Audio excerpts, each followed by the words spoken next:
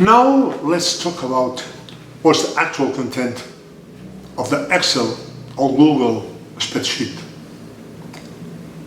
Every row is a different item in lessons or modules. So the first column, indeed, should be tagging this resource. For module 1, you should have 1 dot something. For module 3, 3 dot something. For each lesson or submodule, you should have also 1, 2, 3, and so on. So for module 1, all rows should be 1.1, 1.2, 1.3, whatever. For module 4, 4.1, 4.2, and so on. I know this is a very simple idea, but sometimes simple ideas provide the best value. So we have first column here. Now let's go for the second. Indeed, second should be the name of the open educational resource. Despite being on video, podcast, PDF, external resource, just text file, URL, whatever, should have a name, because students should know well the items in the massive open online course. Very easy. What about column 3?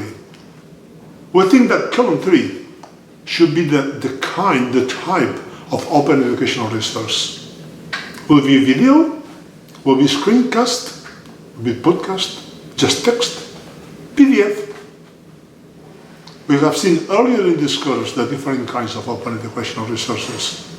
So in this sense, we just have to think, well, which is the best resource that suits what we want to provide the students, what we want students to learn. What about the fourth one? The fourth one is who is taking care of that?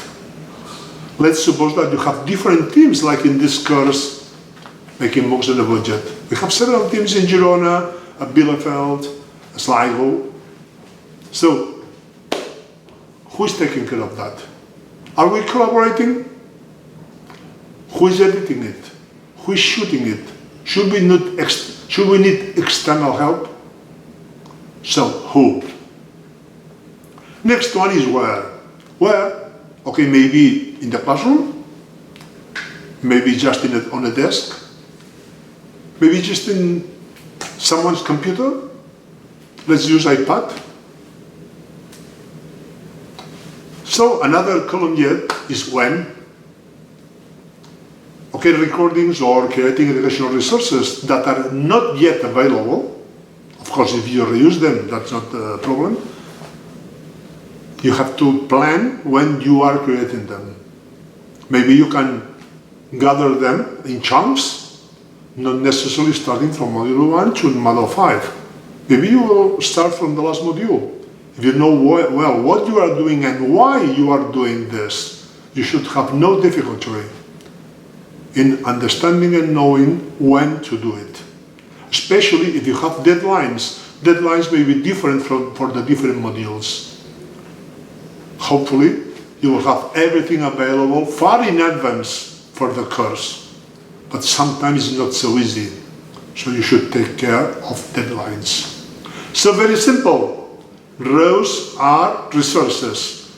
Columns are the tag, I mean the number of the resource, the title, who, when, where, what, all the typical answers. Because the why, of course, is kind of combination between the idea that you know what you are doing this MOOC for and thinking about which is the best way so students learn something.